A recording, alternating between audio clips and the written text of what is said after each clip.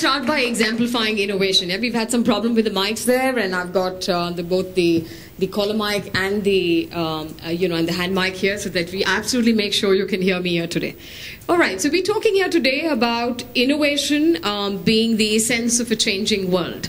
I bet if I asked 20 of you in the audience what you understood by the word innovation, we'd probably get 20 different responses. And if I further asked you how you make innovation happen, those 20 responses would be accompanied by quizzical and curious looks, and there would be a lot of mumbling and fumbling before you're able to tell me how you really make innovation happen.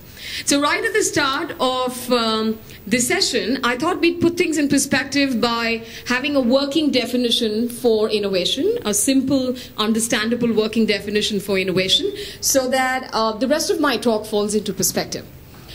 So customers buy products and services to be able to get jobs or jobs done better, correct? You go out and buy products and services to be able to get something done better.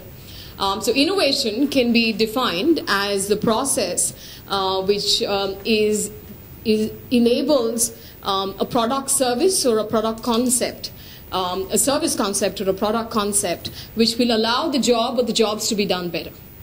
So it's a process that is devised to be able to enable a product or a service concept which will allow the job or the jobs that the product or the service delivers to be able to get done better. Did I confuse you? Okay, so products and services help you to get the job done better. Innovation allows you to get that job done even better. Okay, so that is our simple working definition of innovation. So how do organizations make innovation happen? There is the ideas first approach to innovation, which is very popular, and organizations that often talk about innovation end up using the ideas first approach, which is everyone is encouraged to give you ideas, and everyone feels part of the entire innovation process, and then of course there is the huge cloud over the entire process, the challenge, the big animal in the room, which is to be able to now convert those ideas into workable solutions that will allow you to make your product or service better in the market. And I think that is the challenge of the ideas first approach. Because while it's very engaging and it gets everyone to be able to participate in the entire process of innovation, the challenge of being able to actually meet an unmet customer need that is going to give the organization a differentiated advantage in the market, which can then allow the organization to be differentiated and succeed, convert that differentiation into value for the organization, becomes a big challenge. So while it's great to have everyone feel really good and for the organization to be able to talk about innovation, the moot question that the ideas first approach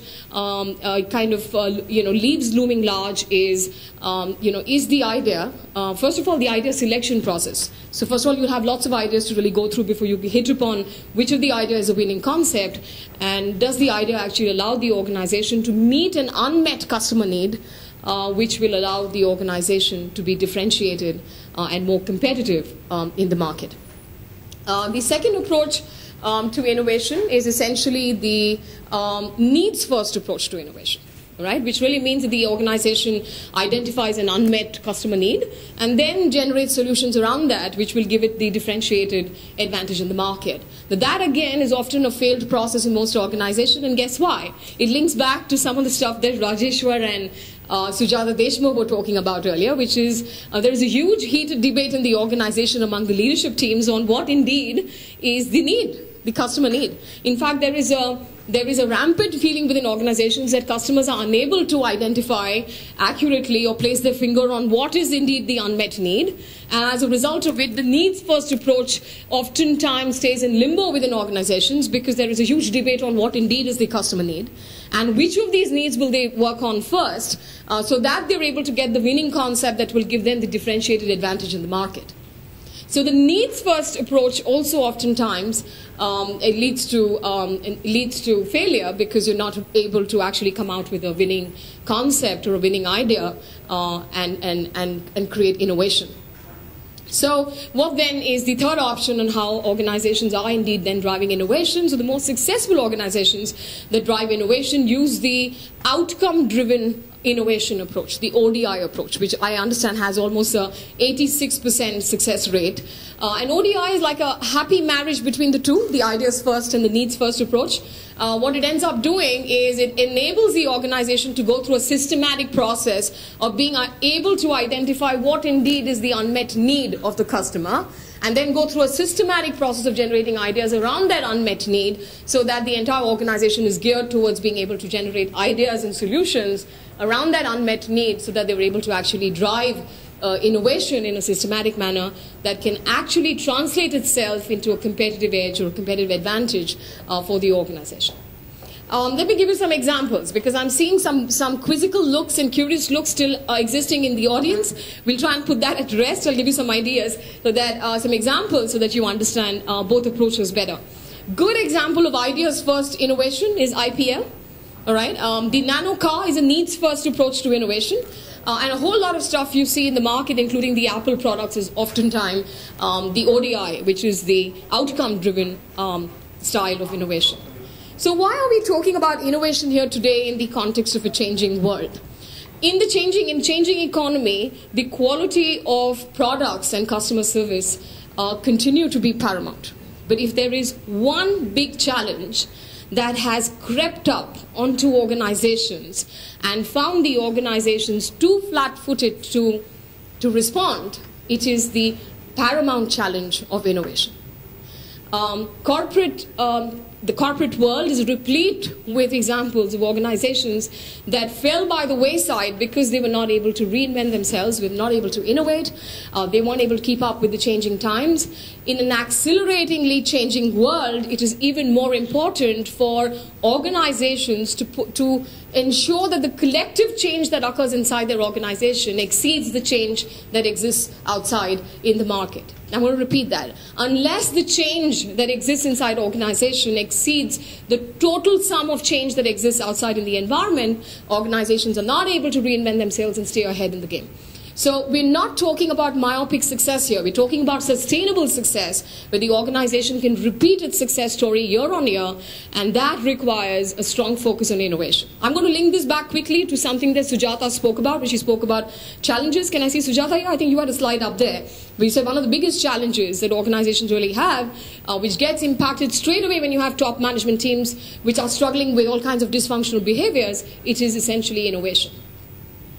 And so, especially when you have, you're in a changing world, in a fast-changing global economy, staying ahead of the times by being able to develop a strong culture of reinvention and innovation is key for the survival of organizations.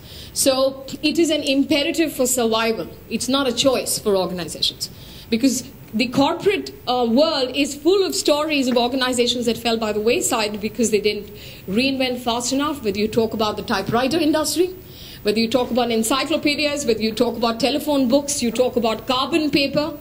And now closer home, one wonders about the telecommunication industry, which is touting itself with a lot of advertising, but one wonders about their survival as the internet takes over as the preferred mode for carrying voice traffic.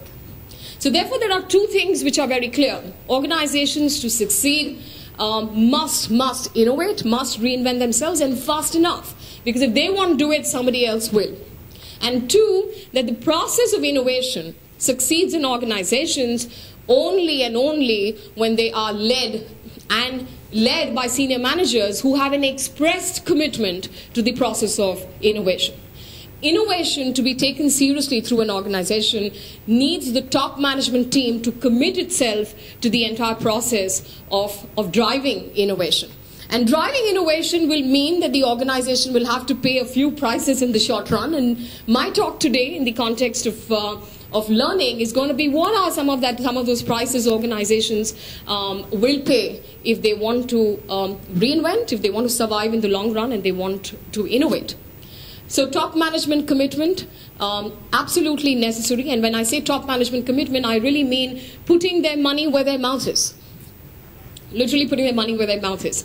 Unless leaders take on innovation as an important KPI, reflection of their performance, and commit their bonuses or their rewards or whatever other mechanisms in the organization to long-term sustainable solutions for survival in the organization, you will never have real innovation ever occur. Which brings me to another large part of what enables, we spoke about leadership already, and I'm saying what else enables innovation to thrive and survive inside organizations. Innovations will thrive. Innovation in an organization will thrive only if the macro culture, the macro environment within the organization is highly mistake tolerant. Unless there is an appetite for risk, unless there is a deep-rooted ability to be able to accept failure and see that as an interruption or a stumbling block in an ongoing journey of excellence, organizations will not be able to innovate.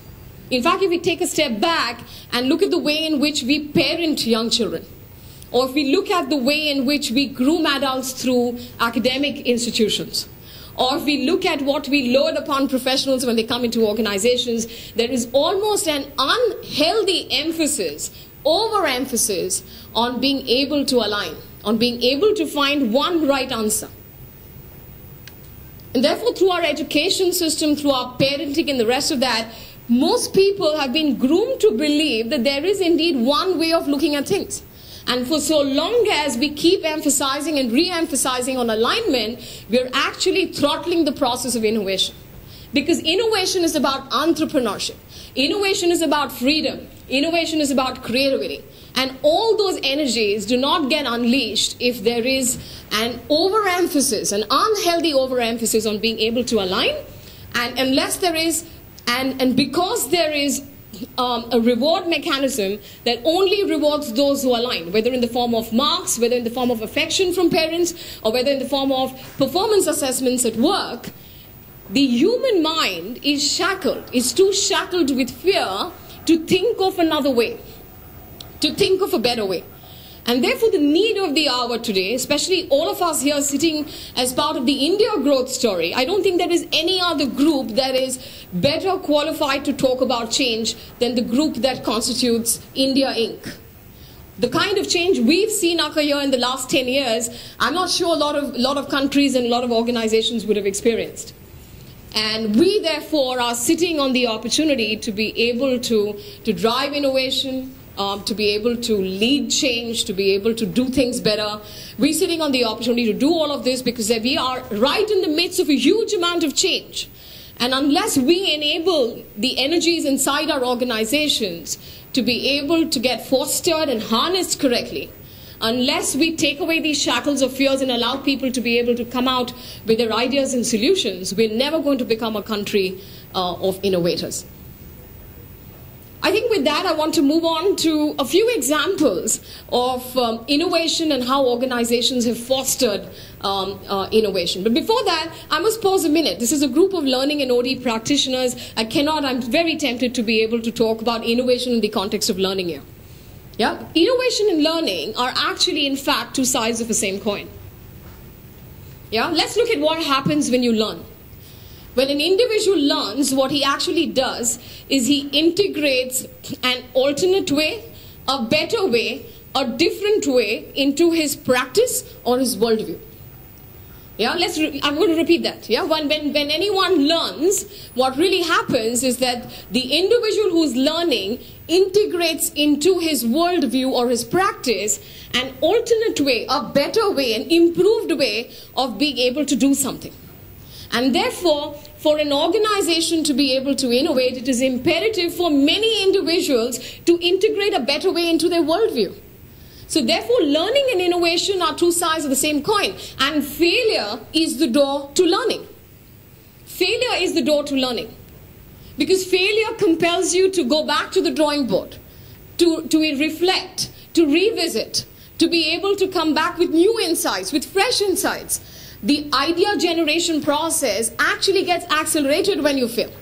And therefore, failure is an imperative and an important stepping stone to the whole process of innovation and change.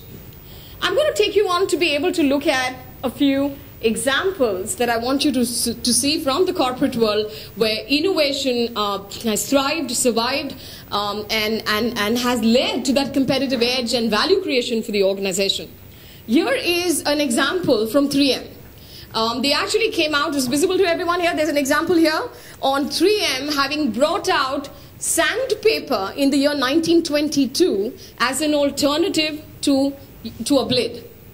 Yeah, so they tried bringing out sandpaper that could replace all the uses of a blade, including for shaving and so on. It was a huge, terrible flop. It failed. Yeah, many years later, they reintroduced the same product as sandpaper for polishing car paint. And this time it was a thundering success. It was a huge, huge success story. Now what this tells you about 3M as an organization is the sheer tolerance for making mistakes. The ability of the organization to revisit a flop show, to a flop item, flop product, and come back a few years later with a success story. With a product that actually captured the market and was a winning product for 3M, continues to be in the market. Yeah, I think that itself, okay, speaks volumes for what I'm trying to say here. If the organization decided to discard the product because it's failed once, they'd never have that success story a few years down the line. And therefore, this being dismissive about failure, or being accusing about failure, or being embarrassed about failure, or feeling ashamed about failure, are shackles to innovation. Let me give you another great example. Lockheed Martin. This is an organization where the CEO conducts huddles on a regular basis and encourages the leadership team to do the same, which is conduct huddles with employees at different levels to the organization to talk about his mistakes.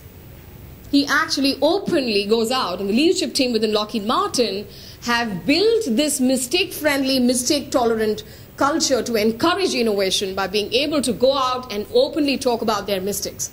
I can't tell you how powerful that idea is. When people in authority are able to go out and talk openly about their mistakes, about their failures, it has a magical impact on unshackling the minds of everybody else who might be ashamed, embarrassed, or in denial about their own mistakes. So people in authority, whether teachers, parents, bosses, leaders, coming out and talking about their failures is so important so that they're able to get people to feel comfortable about failure, talk about mistakes, because failure and mistakes are nothing but stumbling blocks on your way to success. And unless these are dealt with in a positive manner, and unless these are used for reflection purposes, so for the purpose of being able to learn your lessons so that you learn a better way, you integrate a better and alternate, improved way into your worldview, innovation within organizations will never happen. Let me give you another interesting example. I don't know how many of you, I must say before that, there are organizations galore which give out awards and accolades. You've got Eli Lilly, you've got Coca-Cola and the rest, which give out awards for the highest risk-taking, for the best failure within the organization, and the rest of that to encourage people to be able to come out and experiment, to encourage entrepreneurship, to encourage creativity, and whether or not it succeeds or fails doesn't matter, because success and failure are two sides of the same coin. So Pepsi consistently won. Consistent failure. Right. Let me go on to another great example. Yeah, I don't know how many of you know about the Raspberry Awards. Yeah, the Raspberry Awards are the converse of your Academy Awards, your Oscar Awards. The Razzies is what they really refer to.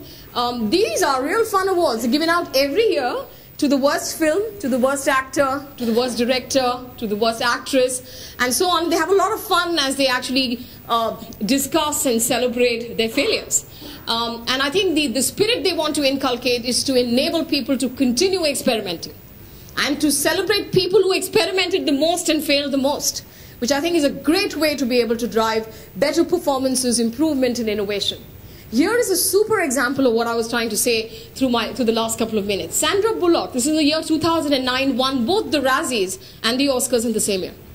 Yeah, she won the Razzies for All About Steve in the year 2009 and the Oscar for The Blind Side, both in the year 2009, celebrating both success and failure in the same year, success being a milestone, failure being an opportunity to revisit, go back to the drawing board, reflect on lessons learned, and come back with another thundering great performance. So organizations that celebrate failure can actually inculcate a climate of innovation. Mistake-tolerant environments can actually enable that. And therefore, I want to leave you with two big thoughts. A, unless we inculcate a mistake-tolerant culture into our macro environment, and when I say that, I mean the way in which we parent children, the way in which we're grooming adults through our academic institutions, what we're expecting in the name of performance from professionals in organizations. Unless we revisit all of that, we will not be able to unshackle the human mind from fear and being able to become a country of innovators. Two, for innovation to succeed in organization, it needs to be seriously driven by leadership, which is able to put their money where their mouth is as far as innovation is concerned. Drive cultures of innovation by being able to celebrate failure inside organizations, and have an undying commitment to human potential, believing in the human being's ability to be able to come back with a better idea, with a better solution, and with more innovation. So I'm going to end with a great wish for all of you in the audience. Fail early, fail often, fail forward. Thank you.